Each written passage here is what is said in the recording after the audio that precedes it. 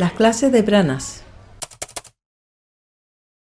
Por lo que les decía, igual, ¿no? Lo que hemos hablado antes. Otra de las estrategias del patriarcado es hablar de la violencia, que ahora está muy de moda, como si fuera nuevamente una seta que ha crecido así de ¡pum! La violencia, y entonces de repente unos cuantos hombres se volvieron locos y mataron a sus mujeres. ¿No? Ya está, esa es la violencia. ¿No? Es un poco lo que se ve, ¿no? La gente cuando dice violencia, ¡ay, sí, es que cuántas mujeres matan, ¿verdad? Y fíjate tú la de mujeres golpeadas. Eso es algo que el patriarcado siempre eficiente le interesa, ¿no? Y la mayoría de leyes que hay contra la violencia contra mujeres tienen que ver con eso, ¿no? Con el maltrato físico, con el feminicidio, que no digo que sea muy importante erradicar el feminicidio, sino digo que eso tiene una raíz en esto.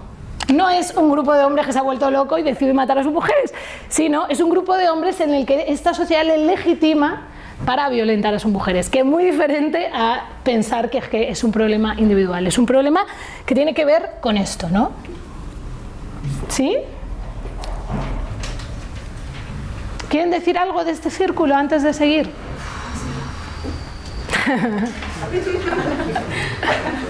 Pero se entiende un poco que una cosa sin la otra no... ¿No? Que si aislamos el género sin el androcentrismo, uy, se nos queda un poco en la nada y la violencia, y ¿no?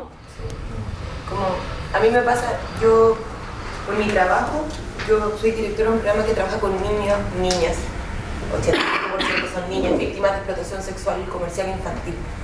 Entonces, como veo este círculo y veo que cada vez que uno levanta la voz también sobre esto para rescatar cualquiera de esos aspectos, la violencia también recae encima sobre eso. Cada vez que uno hace distinciones en la realidad haciendo referencia a este marco de entendimiento, la violencia se vuelve aún más dura también con el acoso sexual callejero. Y yo pienso cada vez que, no sé, vamos a un tribunal a hablar por un caso, es como, bueno, pues si la niña tiene 16 años, ya sabe lo que está haciendo y recibió plata, le gustará.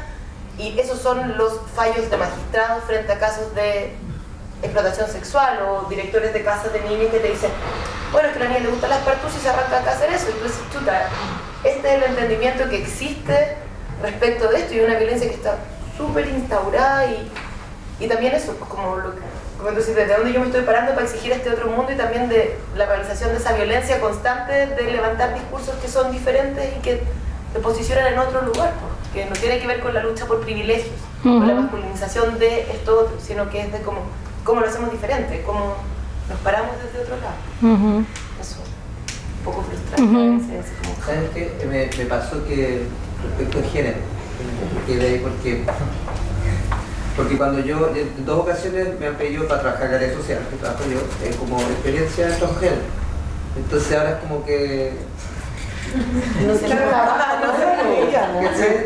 No, sí, a mí muchas veces me dicen, viene Laura Torres, experta en género, y yo siempre llego y digo, perdón, no soy experta en género, de hecho yo creo que me gustaría degenerarnos, o sea, por favor, que nadie me diga que soy experta, no, porque la gente me dice, ¿usted que es experta del género? O sea, me estás insultando, yo soy experta en la explotación esta jerárquica, no, por Dios. Quiero decir, el género es algo negativo para mí. Entonces desde ¿no? ahí, como por eso se me producía esta confusión un poco desde lo que tú nos hablabas, pero cuando termina el círculo, ya ahí me queda muy claro y ya yo creo que la imagen está un poquito más clara también. Entonces desde ahí, eso me pasó, como que estaba en eso y trabajando también con familias en las cuales desde este tema de igualdad de género, que es como un poco lo que se mueve hoy día también en el trabajo con personas. Exacto, pero para mí, o sea, es una broma un poco lo que he dicho, pero es una broma con sentido en el sentido que es como si me dijeran, experta en racismo. Claro, o sea, el género está visibilizando lo que visibiliza el racismo, digamos, ¿no? O sea, una estructura jerárquica desigual que genera violencia contra las mujeres. Entonces yo no es que sea defensora del género, yo lo que quiero es, ya digo, que nos degeneremos. Entonces, no, es como sutil, pero sí, me parece, porque es verdad, hay una de opuestos ahora de agente de igualdad de género, no sé qué de género, todo es de género, ¿no? Claro, y de bueno, está bien, pero cuidado, ¿no? De hecho, yo creo que la confusión se produce porque en Chile hay un lugar súper determinado donde uno va a estudiar esto, que sigue, no sé si lo ubican, pero sí, y ahí hay diplomados y estudios de género. Y de violencia de género como si eso fuera, o sea, como si es que el género en sí mismo es violento, no es violencia de género, el género así desde el antropocentrismo en sí mismo es violento. Sí, sí. Pero claro, se genera esta confusión porque uno va a estudiar estudios de género y y después la violencia, de como si fueran como compartimentos estancos, digamos.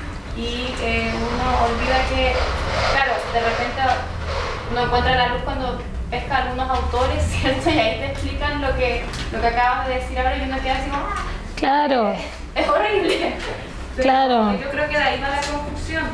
total. En este país estamos atrás como muchos otros países y eso es lo que se está enseñando. Claro, no, pero es... Formados en estudios de género y uno cree que el género la lleva y en realidad... No, y puede ser muy interesante esos estudios en género y lo pueden enfocar de una manera muy apropiada, ¿eh? Solo digo que el nombre a veces es confuso en cómo se está utilizando, pero tampoco es casual. Es una estrategia de las nuevas herramientas del patriarcado para introducirse y filtrarse en el mundo, ¿no? Porque lo que decíamos, mientras el género se considere algo en lo que... En los periódicos, por ejemplo, hay estadísticas, en España pasa que te saca un periódico, muertos por violencia de género en el 2014, 70 mujeres y 15 hombres. O sea, ¿cómo? Pues sí, te lo igualan, te dicen que ha habido 15 hombres muertos por violencia de género, no sabemos muy bien de qué violencia están hablando, de esta seguro que no, y 70 mujeres. Te lo comparan, te lo equiparan, ¿no? ¿De qué violencia de género están hablando esas personas? ¿No? ¿Son hombres que han muerto por el hecho de ser hombres? Porque esa es la violencia contra las mujeres. La violencia contra las mujeres, vamos a poner un pequeño foco, que es una violencia sexuada y selectiva. Ahora van a entender por qué les cuento todo esto antes de hablar de amor, ¿eh?